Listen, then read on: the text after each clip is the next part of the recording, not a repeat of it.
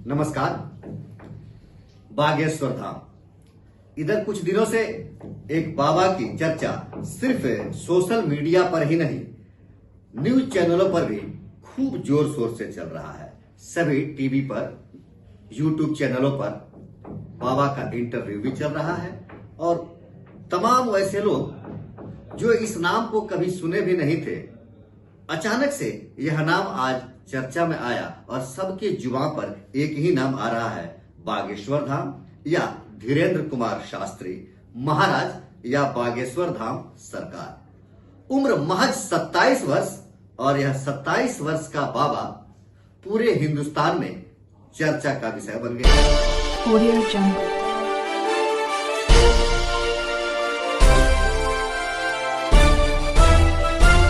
Audio जंगल। Champaran mirror और सभी news चैनलों पर छा जाता है और उसकी वजह जो बताया जा रहा है वह जादू टोना और अंधविश्वास का है।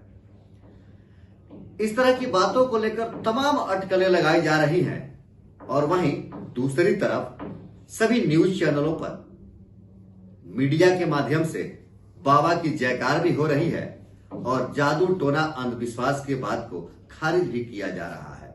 हमने देखा और आपने भी देखा, बहुत सारे बड़े बड़े राजनेता भी बाबा के दरबार में पहुंचते हैं, अर्जी लगाते हैं, पर्चियां खुलती है और बाबा उन सब की बातों को बताते हैं जिन्हें कभी वो जानते भी नहीं, जिनके बारे में सुना भी नहीं, उनकी सभी चीजों को, सभी बातों को वह बताना शुरू कर देते हैं।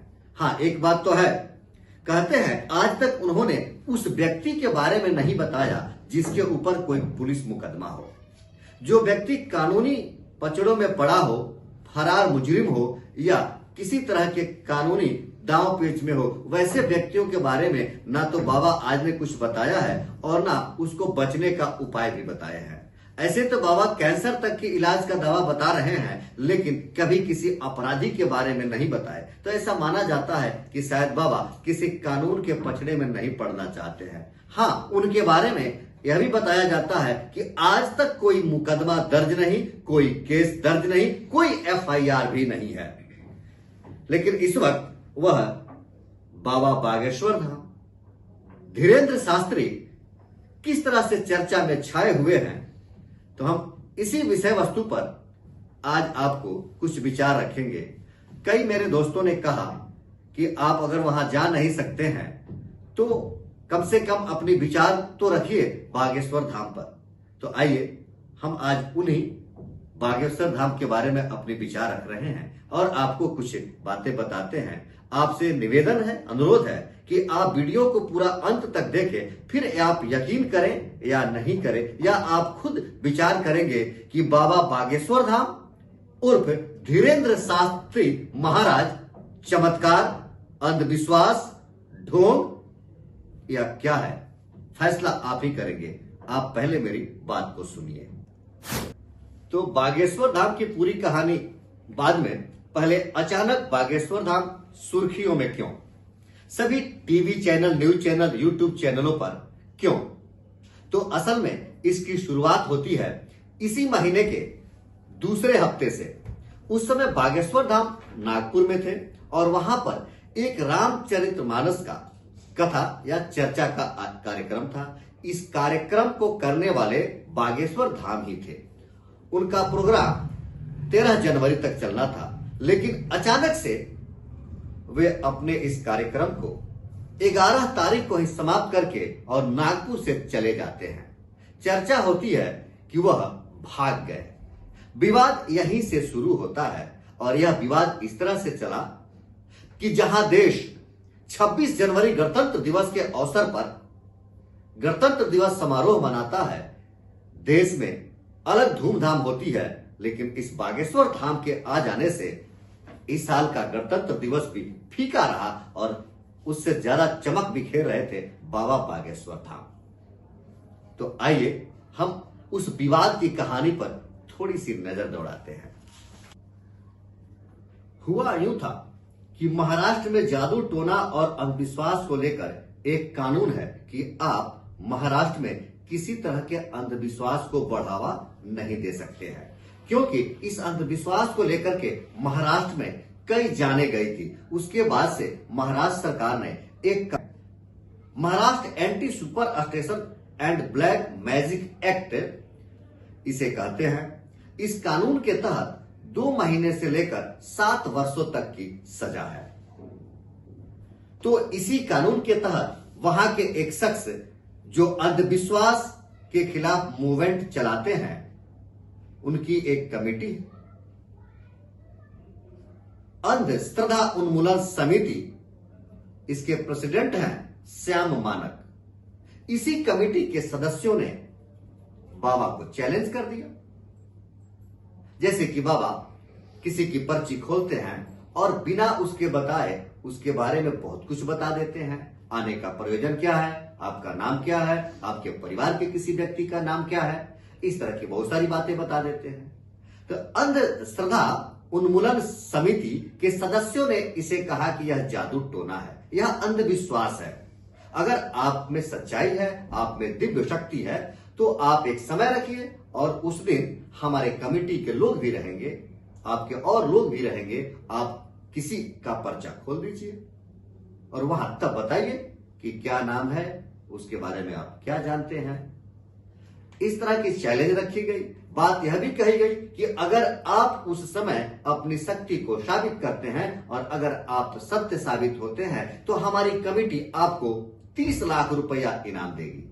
और अगर यह गलत साबित हुआ तो आपके खिलाफ FIR दर्ज किया जाएगा, मुकदमा दर्ज किया जाएगा, केस दर्ज किया जाएगा, क्योंकि महाराष्ट्र में अंधविश्वास को बढ़ावा नहीं देना है।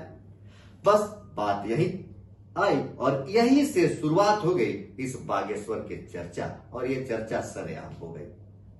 हुआ यूं कि बागेश्वर धाम को जो 13 जनवरी तक नागपुर में रहना था, वो 11 जनवरी को ही अपनी कार्यक्रम को समाप्त करके नागपुर छोड़ दिए। 2 दिन पहले नागपुर से वो चले जाते हैं। कई तरह की अफवाहें उठी कि बाबा ने चैलेंज स्वीकार नहीं किया, बाबा पाखंडी हैं, बाबा अंधविश्वास फैलाते हैं, तभी तो 2 दिन पहले वो नागपुर छोड़ दिए हैं। अब पहले आते हैं सफाई पर, फिर आगे की चर्चा करेंगे। जब ऐसी बात उठी तो बाबा ने कहा कि ना मैं कोई चमत्कारी हूं, ना अंधविश्वासी हूं और ना मैं इस तरह की कोई पाखंड करता हूं। मेरा प्रोग्राम ही था 11 तक का, क्योंकि छत्तीसगढ़ के रायपुर में मेरा अगला कार्यक्रम था, इसलिए मैं 13 के जगह पर 11 को ही नागपुर में कार्यक्रम समाप्त किया और अब मैं छत्तीसगढ़ पहुंच गया हूं। यहां मेरा कार्यक्रम चल रहा है। और वहीं पर उन्होंने बहुत सारे मीडिया कर्मियों को बुलाया। फिर उन्होंने मीडिया कर्मियों के सामने अपनी बातें रखी, अपनी सफाई भी दी और चैलेंज को स्वीकार भी किया। उन्होंने ऐसा भी कह दिया कि जो कोई भी चाहे आकर आए और उसके आने से पहले मेरी पर्ची में उसका नाम लिखा रहेगा, उसके बारे में मैं बिना पूछे बहुत कुछ बता दूंगा। तो यह तो रही बाबा की सफाई। लेकिन आगे हम देखते हैं कि एक 27 साल का नौजवान किस तरह से बाबा बागेश्वर धाम बनता है और उसकी चर्चा भारत ही नहीं विदेशों में भी फैल जाती है। तो आइए असल में बागेश्वर धाम है क्या, इसकी थोड़ी सी जानकारी हम लेते हैं। असल में बागेश्वर धाम जो है मध्य प्रदेश के छतरपुर जिले में एक इलाका है जिसे गढ़ा कहते हैं। थोड़ा सा गढ़ा अटपटा लग रहा होगा, लेकिन वहां जो खजुराहो है, खजुराहो के बुंदेलखंड के इलाके में यह जगह है जिसे गढ़ा कहते हैं। उसी गढ़ा गांव में एक पहाड़ी है। उस पहाड़ी पर बहुत पहले एक भगवान शंकर जी की मूर्ति थी और उस भगवान शंकर की मूर्ति वाले पहाड़ी के बराबर में एक और पहाड़ी थी। आसपास एक गांव है, कई गांव के लोग हैं। उस समय वहां पर छोटे से गांव, डॉक्टरों की कमी, दवा की बेहतर सुविधा नहीं, अस्पताल नहीं, तो लोग अपने इलाज कराने के लिए छोटी छोटी बीमारियों में किसी तांत्रिक के पास, जादू टोना करने वालों के पास जाते थे। और अगर ठीक हो गया तो लोग यही मानते थे कि जादू टोना से हम ठीक हो गए हैं, बाबा की कृपा से हम ठीक हो गए हैं। तो यह बुंदेलखंड का जो इलाका है गढ़ा, इस गढ़ा में बहुत सारे लोग जादू टोना करते थे और वहां पर ये जादू प्रसिद्ध हो गया। लोग बहुत पहले से वहां पर जादू टोना में व्यस्त रहते हैं। लेकिन एक बात और बढ़ी कि जो पहाड़ी थी मूर्ति वाली, उस मूर्ति वाली पहाड़ी के बराबर में दूसरी पहाड़ी और वहीं पर लोगों ने श्मशान घाट बनवा दिया। दोनों पहाड़ी के बीच की जगह पर एक श्मशान घाट बन गया। लोग उसे मरघट की घाटी भी कहते हैं। आसपास के इलाके में जब किसी की मौत होती तो उसी श्मशान में जाकर के उसका अंतिम संस्कार किया जाता था। समय बीतता गया, कई लोग इसे मरघट की पहाड़ी को जादू टोना वाला पहाड़ी भी कहते थे।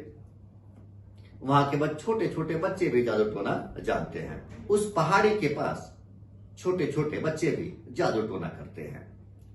अब आगे बात क्या हुई कि धीरे धीरे वक्त बीतता गया और फिर बागेश्वर धाम धीरेन्द्र शास्त्री, जो अभी के जो बागेश्वर धाम धीरेन्द्र शास्त्री हैं, इनके दादाजी उसी पहाड़ी के पास एक मंदिर बनवाई।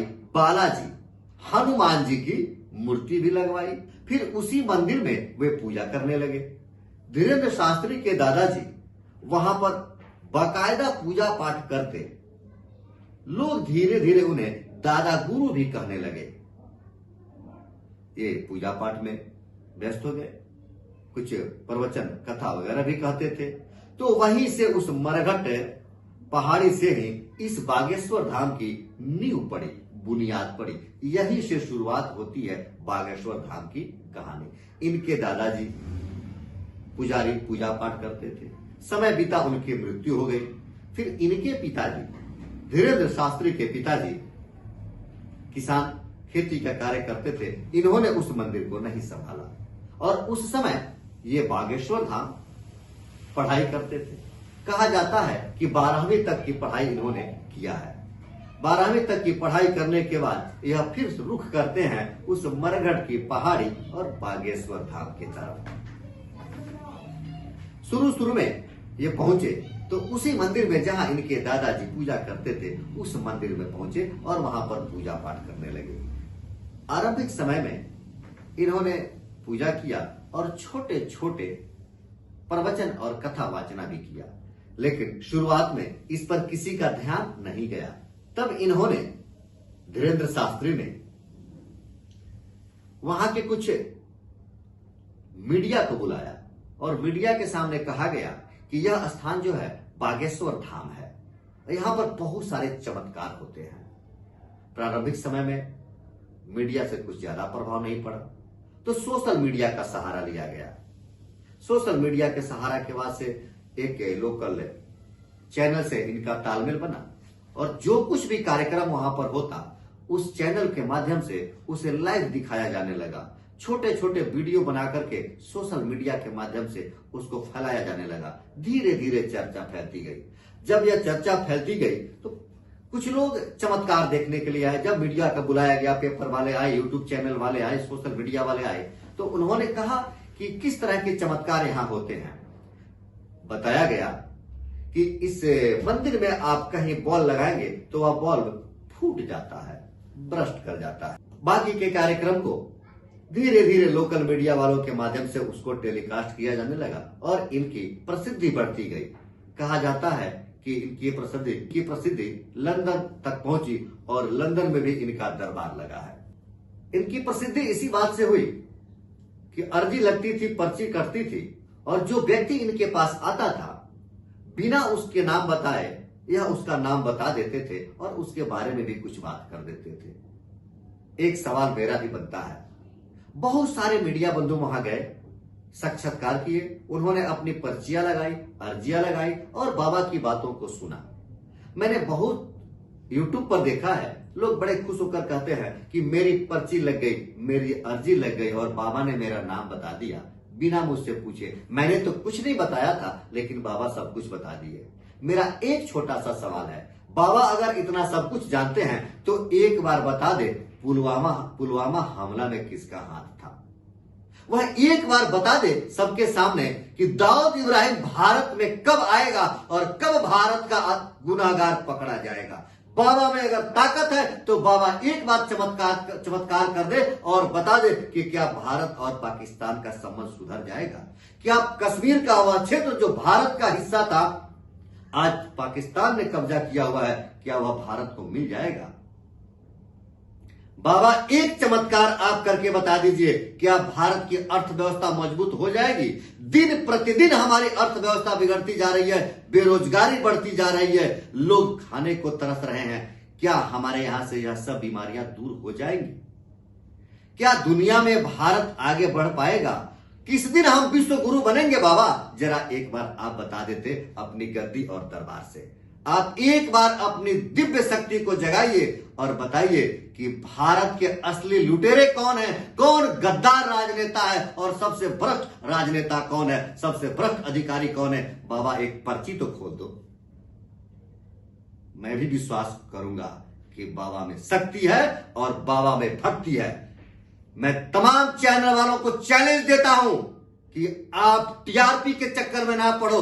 है किसी के पास दम जो बाबा के पास जाके मत्था टेक कर अर्जी लगाता है, तो एक बार बाबा से पूछो कि भारत की दुर्दशा कब सुधरेगी, किस दिन भारत विश्व गुरु बनेगा, किस दिन हमारे यहां से बेरोजगारी दूर होगी। न बाबा चमत्कारी है, ना अंधविश्वासी है। वह सब कुछ कह रहे हैं और खुद कहते हैं कि ना मैं चमत्कारी हूं, ना मैं अंधविश्वासी हूं। मैं हनुमान जी की कृपा से इन सभी बातों को बताता हूं। दादा गुरु की कृपा है और मैं इन बातों को लोगों को बता देता हूं। बाबा एक बार मेरी विनती है, मेरा निवेदन है, हमारे देश के लिए भी कुछ पूछ लीजिए अपने गुरु से। असली सभी चंद्रा स्वामी के बारे में सुने होंगे, आसाराम को भी सुने हैं, राम रहीम को भी सुने हैं। मैं दोषारोपण नहीं करता और ना मैं किसी के ऊपर लांछन लगाता हूं, ना किसी को मैं ढोंगी कहता हूं, ना अंधविश्वासी कहता हूं। मैं अपने दर्शकों को कहता हूं, आप सब देखते हैं आसाराम के चरणों में हमारे राजनेता पड़े थे, चंद्रा स्वामी के चरणों में पड़े थे, राम रहीम के चरणों में पड़े थे, आज बागेश्वर धाम के चरणों में पड़ रहे हैं। कहां जा रहे हैं हम, क्या करने वाले हैं हम? एक बार तर्क की कसौटी पर तो कसिए। बाबा की एक वीडियो मैंने देखी, वो मैं दिखा नहीं सकता हूं क्योंकि कॉपीराइट का क्लेम आ जाएगा।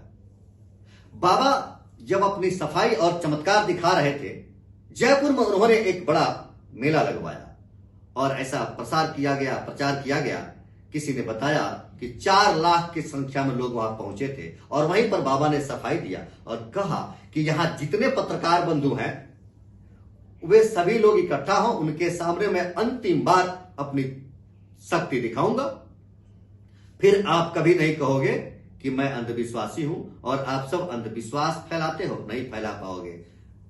मैं एक और वीडियो देखा हूं, एक पत्रकार बंधु बाबा के चरणों में गिड़गिड़ा रहे थे कि बाबा आज के बाद मैं आपको अंधविश्वासी नहीं कहूंगा, आपने मेरा नाम बता दिया। अरे गिड़गिड़ाने से क्या फायदा, एक बार आप पूछ लेते कि बाबा जरा बता दो पुलवामा का हमलावर कौन था, आपको सारी सबूत मिल जाती उसी समय। आपने पूछ लेता एक बार कि हमारी देश की स्थिति कब सुधरेगी बाबा, आपके सारे भ्रम टूट जाते उसी समय। तो चलिए हम उस घटना को देखते हैं कि पत्रकारों के समक्ष क्या हुआ। सभी पत्रकार खड़े थे और बाबा ने कहा कि आप में से कोई 2 बंधु आएंगे। मुझे मालूम है कौन आएगा, अभी आप आए नहीं है, लेकिन मैंने पर्ची पर आपका नाम लिख के रखा है, मैं बता दूंगा कि आप कौन आएंगे। फिर सभी लोगों की तरफ मुखातिब होकर बाबा बोले, आप में से कोई एक आदमी आवे। कोई पत्रकार नहीं गया। तब कुछ देर बाद बाबा खुद बोले कि अच्छा मैं ही बुलाता हूं, और उन्होंने एक महिला पत्रकार की तरफ इशारा किया और वो आई। जब वो आई तो बाबा ने सफाई दिया कि हो सकता है कि इनको मैंने बुलाया है और मेरी पहले से इनकी सेटिंग है, तो दूसरे किसी पत्रकार को अब ये महिला बुलाएंगे। ये पत्रकार चली गई, चारों तरफ नजर दौड़ाई, घूमकर देखी और किसी एक और दूसरे लेडी को बुलाकर लाई। फिर बात आगे बढ़ी और बाबा ने किसी का नाम रखा कि फलाने व्यक्ति का नाम है और उनके कोई चाचा या भतीजा यहां उपस्थित हैं, वे आए।